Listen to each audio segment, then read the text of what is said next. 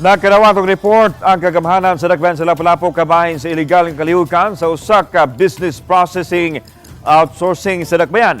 Matod ni Mayor Junard Ahong Chan nga sa pagsusi sa Task Force Against Illegal Business Operation o Task Force AIBO, ilang nasuta nga wa kini business permit.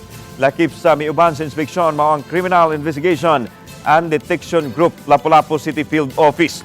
Giulagway ni Police Major Richard John Makachor, hipi sa CIDJ Lapu-Lapu Field Office nga ang BPO nalambigit sa illicit emerging crimes.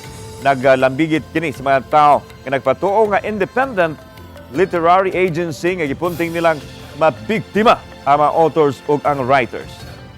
Now, they are operating like scam ba?